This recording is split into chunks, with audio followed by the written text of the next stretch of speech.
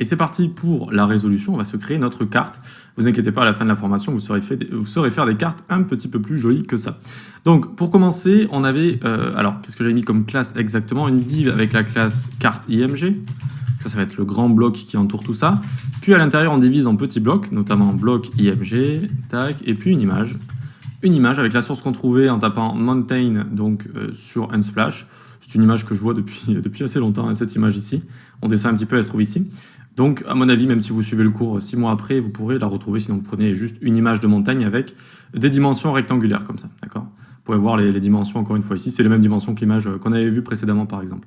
Donc, on prend l'URL et on va le renseigner à notre image, ici, pour y avoir accès. Super, nickel.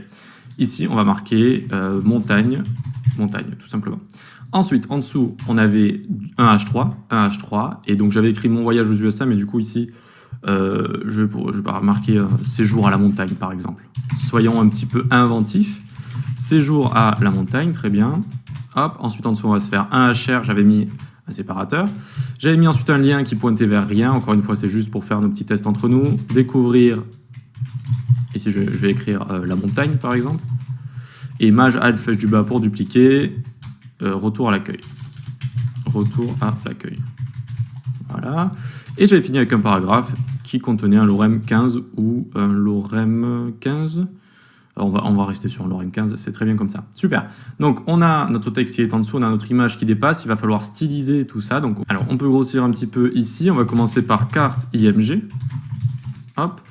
On lui donne une width de 600 pixels à notre carte et une hauteur de 600 pixels également. Et là, vous allez me dire, ça fait un carré.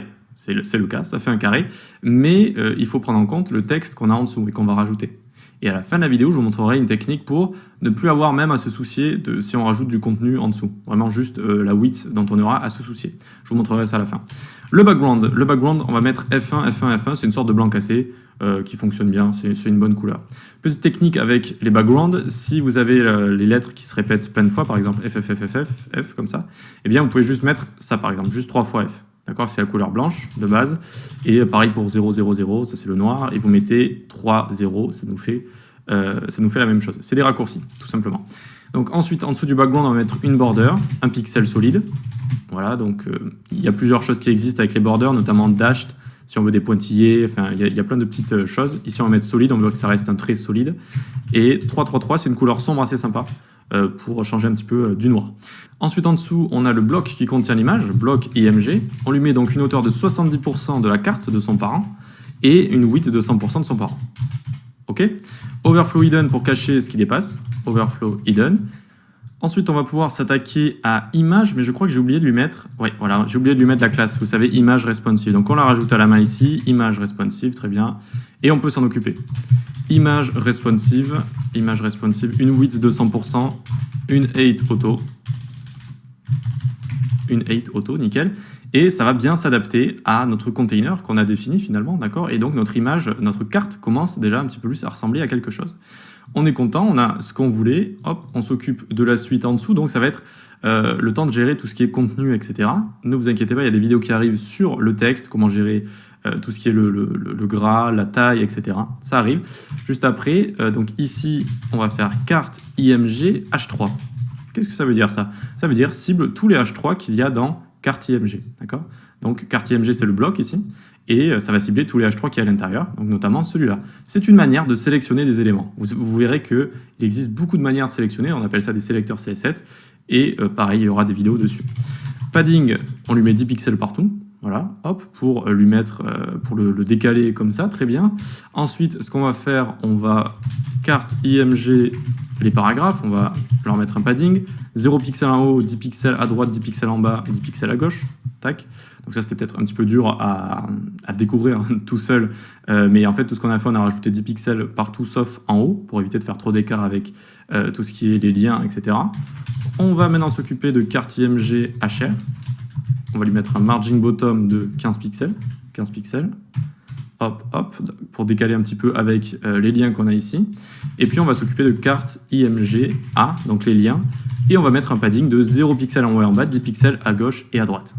Voilà, pour les décaler un petit peu. Alors là, on a quasiment terminé, mais il y a trop d'espace là dans le H3 ici. D'accord?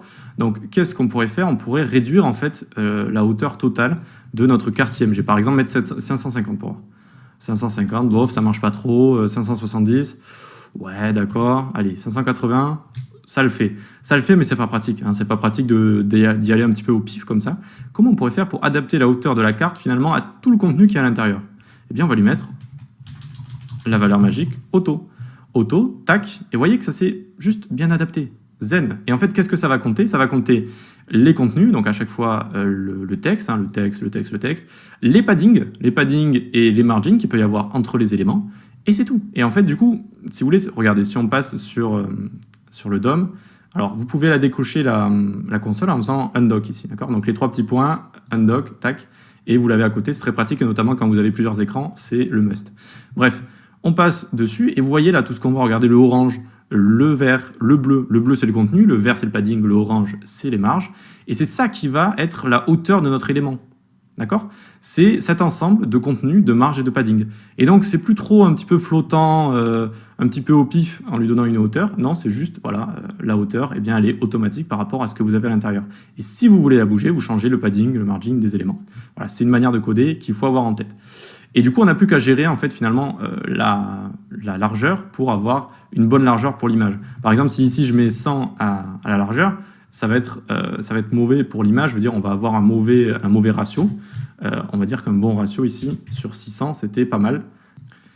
Alors pour terminer un peu le côté responsive, on aurait pu ici, vous vous êtes peut-être dit, mettre du pourcentage, c'est-à-dire notre conteneur global, on lui met 70% de width, d'accord, donc de notre body. Et regardez, ma foi, ça fonctionne, d'accord? Là, on a une carte assez sympathique, mais ce qu'on va préférer vouloir faire, parce que vous voyez que là, en grand écran, bon, la carte, elle est immense, c'est utiliser des media query. Alors, les media query, on verra ça un petit peu plus tard, mais en fait, ça dit à votre CSS, ok, là, tu es à 700 de largeur d'écran, eh bien, tu vas appliquer telle propriété.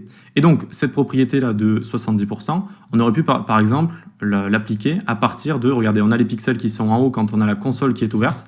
La console, elle est ouverte ici, ou alors vous pouvez l'ouvrir en bas aussi. Regardez en haut à droite, là, vous avez les pixels. D'accord? Vous les voyez. Vous pouvez le faire chez vous aussi. Hein. Donc là, on est à 900, par exemple, et on pourrait dire, OK, à partir de 900, je ne veux plus que la width soit juste de 600 pixels en absolu. Je veux qu'elle passe à 70%. Et donc, on baisse comme ça. Et finalement, ça va rester responsive pour les petits écrans de portable. On peut imaginer un écran de portable ici. D'accord? Mais on n'en est pas là. Mais juste, si vous y avez pensé, c'était déjà un petit peu malin. Allez, on passe à la suite, on va voir comment styliser du texte, comment s'occuper des liens, parce que c'est vrai qu'ils ont du style de base, et voilà, on continue notre chemin tranquillement.